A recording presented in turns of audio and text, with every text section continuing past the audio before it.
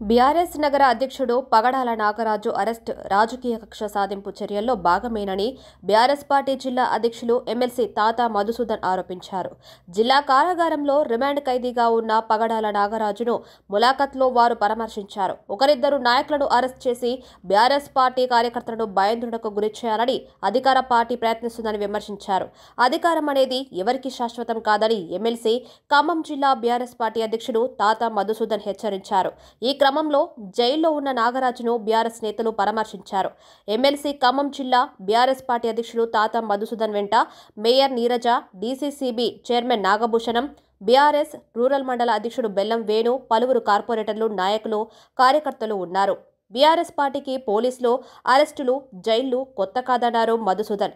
జిల్లాలో ఉన్న మంత్రులు అక్రమ కేసులతో బీఆర్ఎస్ నాయకులను లొంగదీసుకోవాలని, పోలీసు వ్యవస్థను దుర్వినియోగం చేస్తున్నారని తాతా మధుసూదన్ ఆగ్రహం వ్యక్తం చేశారు. ఇటువంటి కక్ష సాధింపు చర్యలను బీఆర్ఎస్ పార్టీ సమర్థవంతంగా ఎదుర్కొంటుందని స్పష్టం చేశారు ఆయన.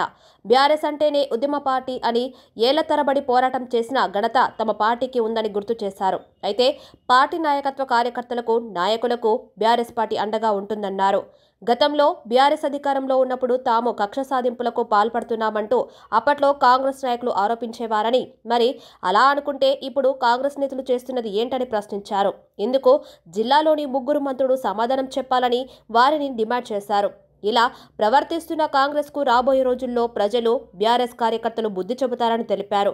పగడాల నాగరాజు అరెస్టుతో ఏమో చేస్తామని అనుకోవడం హాస్యాస్పదమేనని అన్నారు. ప్రభుత్వంలోకి వచ్చిన నాటి నుంచి కాంగ్రెస్ పార్టీ జిల్లాలో చేస్తున్న అవకాశవాద రాజకీయాలను కొద్ది రోజుల్లోనే జిల్లా ప్రజలకు తెలియజేస్తామన్నారు మధుసూదన్. రాజకీయ కక్ష సాధింపు చర్యలో భాగంగా మా ఖమ్మం నగర పార్టీ అధ్యక్షులు పగడాల నాగరాజు గారిని ఒక రాజకీయ స్వార్థంగా తను అరెస్ట్ చేసి అక్రమంగా జైల్లో పెట్టడం జరిగింది. ఈరోజు మేము పార్టీ ప్రతినిధి బృందం వారిని పరామర్శించడం జరిగింది. పార్టీ నాగరాజుకి అన్ని రకాలుగా వారి కుటుంబానికి అండగా ఉంటుంది. ఇప్పటికే బెయిల్ పిటిషన్ మూవ్ చేయడం జరిగింది. అధికారం అనేటువంటిది ఎవరికీ శాశ్వతం కాదు. ఎందుకంటే అధికారం మార్పిడి జరిగినప్పుడల్లా ప్రత్యర్థులు తమ ప్రత్యర్థి మీద అంటే కక్ష తీర్చుకునేటువంటి చర్యల్లో భాగంగానే ఇవన్నీ జరుగుతున్నాయి. కాబట్టి కాంగ్రెస్ పార్టీ నాయకులకు ఒకటే చెప్పదలుచుకున్న బీఆర్ఎస్ పార్టీ జిల్లా అధ్యక్షుడిగా, మీరు పగటి కలలు కనమాకండి. మీకు అధికారం అనేది శాశ్వతం కాదు. మీకు తాత్కాలికంగా పైచాచిక ఆనందం పొందొచ్చు నాగరాజును అరెస్ట్ చేశామనేటువంటిది. నాగరాజు అరెస్టుని బూచిగా చూపించి మిగతా బీఆర్ఎస్ పార్టీ నాయకుల్ని, కార్యకర్తల్ని భయపెట్టి ప్రలోభపెట్టే ప్రయత్నాల్ని కాంగ్రెస్ పార్టీ నాయకులు మానుకోండి. మాకు జైళ్లు కొత్త కాదు, పోలీసులు కొత్త కాదు. మీరు అధికార వ్యవస్థను దుర్వినియోగం చేసి బీఆర్ఎస్ పార్టీ మీద అనేక రకాల ఆరోపణలు చేశారు. మరి ఈరోజు మీరు చేస్తున్న పని కూడా అదే అని నేను అడుగుతున్నాను. ఈ జిల్లాలో ఉన్నటువంటి ముగ్గురు మంత్రులను కూడా అదే అడుగుతున్నాను నేను. కాబట్టి రాబోయే రోజుల్లో ఇలాంటి మీ యొక్క దుశ్చర్యలకి ప్రజలే బుద్ధి చెప్తారు. బీఆర్ఎస్ పార్టీ శ్రేణులు బుద్ధి చెప్తాయి. బీఆర్ఎస్ పార్టీ శ్రేణులు దేనికైనా సిద్ధమే. ఎక్కడా వెనకడుగు వేసేది లేదు, ఎవరికి భయపడేది లేదు, మీ ఉడతూపులకు భయపడేది లేదు. బీఆర్ఎస్ పార్టీ ఉద్యమ పార్టీ, ఉద్యమాల ఊపిరి నుంచి పుట్టిన పార్టీ బీఆర్ఎస్ పార్టీ.